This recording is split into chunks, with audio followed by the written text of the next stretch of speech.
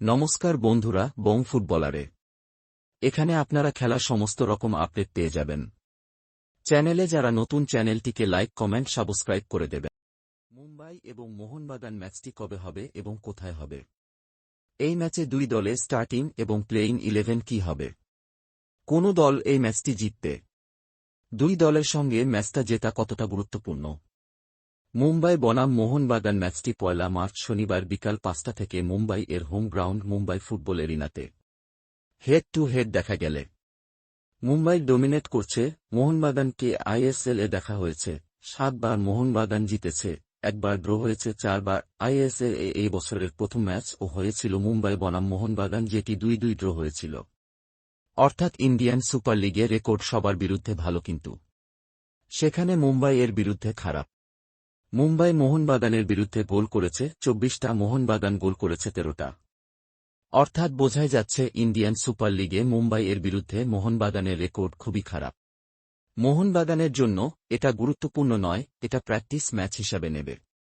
কারণ Mohun Bagan already shield champion হয়ে গেছে, তাই এই ম্যাচটা মোহনবাগানের যায় আসে না। তবু মোহনবাগান চাইবে জয়ের মোমেন্টামটাকে ধরে রাখতে চাইবে। মোহনবাগান এই ম্যাচটা জিতে ইস্টবেঙ্গলের মঙ্গল করুক। মুম্বাই এর জন্য এই ম্যাচটি খুবই গুরুত্বপূর্ণ। মুম্বাই চাইবে এই ম্যাচটা যে কোনো প্রকারে জিতে টপ 6টা পাক্কা করতে। 35 পয়েন্ট হয়ে গেলে স্বস্তির নিঃশ্বাস ফেলবে মুম্বাই দল। মুম্বাইয়ের জন্য ম্যাচটা বিশাল গুরুত্বপূর্ণ। শক্তি ও দুর্বলতা বলি মোহনবাগান দলের শক্তি, দুর্বলতা বলি মোহনবাগান দল পয়েন্ট টেবিল 1-এ আছে। Indian super league champion. 22 ম্যাচে মোহনবাগানের সর্বাধিক পয়েন্ট 52, মোহনবাগান 22 ম্যাচে গোল করেছে 43টা। 22টা ম্যাচে মোহনবাগান গোল খেয়েছে মাত্র 14টা। এবার আসি মুম্বাইতে। এই সিজনে মুম্বাই এর সবথেকে দুর্বলতা হল অ্যাটাক।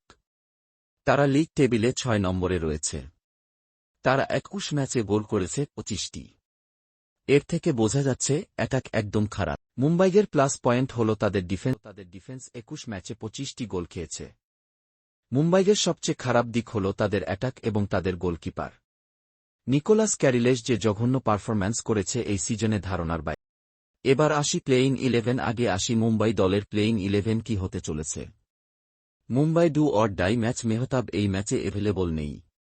মুম্বাই চাইবে এই ম্যাচে তাদের সেরা টিমটাই নামানোর।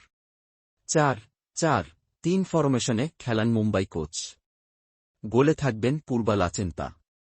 4-এর ডিফেন্সে থাকবেন লালেম পুইয়া, সাহিল পানোয়ার, তিরি ও করুমা। ডিফেন্সিভ মিডফিল্ড এ থাকবে ভ্যান নিফ।